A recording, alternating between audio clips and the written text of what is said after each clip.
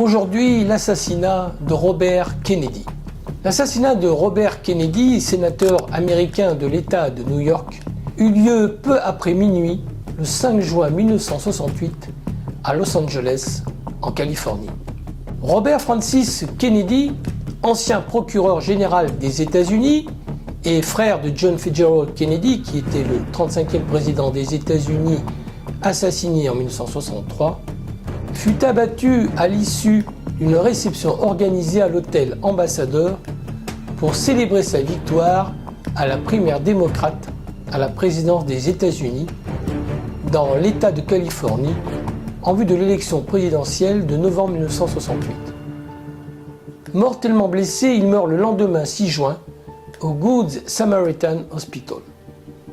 Sirhan Sirhan, d'origine transjordanienne, alors âgé de 24 ans, fut jugé coupable et incarcéré pour ce crime. Il est toujours sous les verrous. Le corps de Kennedy reposa 2 jours dans la cathédrale Saint-Patrick de New York avant son enterrement le 8 juin, près de son frère John, au cimetière national d'Arlington. Sa mort incita à faire protéger les candidats à l'élection présidentielle américaine par l'United States Secret Service. Hubert Humphrey remporta finalement la nomination démocrate pour la présidence, mais il perdit l'élection face au républicain Richard Nixon. Comme pour l'assassinat de son frère, celui de Robert Kennedy et ses circonstances ont donné naissance à des controverses, en particulier en ce qui concerne l'existence d'un second tireur.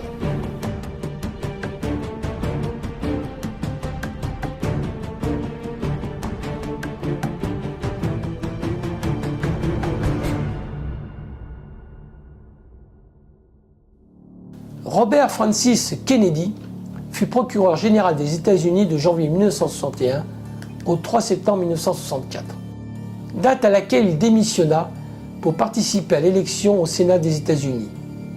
Il prit ses fonctions de sénateur de New York le 3 janvier 1965. L'élection présidentielle américaine de 1968 vit le président sortant démocrate Lyndon Johnson faire face à une période de troubles sociaux. Il y eut des émeutes dans les grandes villes malgré la tentative de Johnson d'introduire des législations anti-pauvreté et anti-discrimination et une opposition importante à l'action militaire en cours au Vietnam. L'assassinat de Martin Luther King en avril 1968 conduisit à de nouvelles émeutes dans près d'une centaine de villes.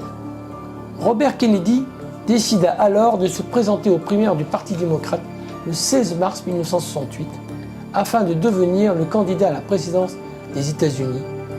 4 heures après la fin des votes en Californie, Kennedy revendiqua la victoire pour les primaires du Parti démocrate de cet État.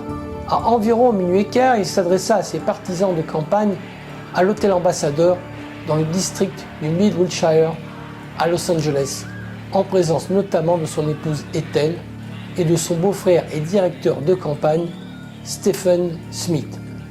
À cette époque, les candidats à la présidentielle ne bénéficiaient pas de la protection du Secret Service, qui était réservée au seul président en exercice.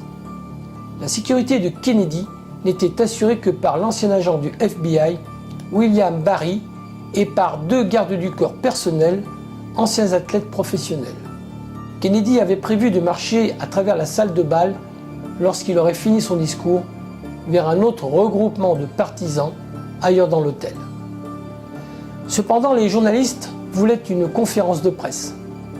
L'assistant de campagne, Fred Dutton, décida que Kennedy renoncerait au second regroupement pour passer par la cuisine et l'office derrière la salle de bal vers la salle de presse. Kennedy avait fini de parler et commençait à sortir lorsque William Barry l'arrêta et lui dit « Non, ça a été changé, nous allons par là ». Barry et Dutton commencèrent à ouvrir un passage à Kennedy vers la gauche, en passant par les portes battantes.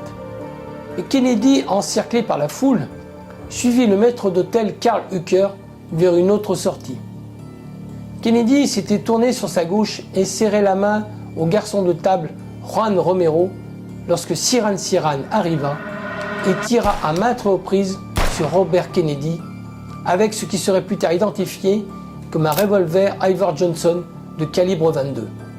Kennedy tomba au sol et l'agent de sécurité Bill Barry frappa Sheeran 2 fois au visage, tandis que d'autres, dont Hooker, Edward Minassian, l'écrivain George Plimpton, le médaillé d'or olympique Grover Johnston et le joueur professionnel de football américain Rosey Grier, immobilisaient Sheeran contre la table à vapeur et le désarmaient.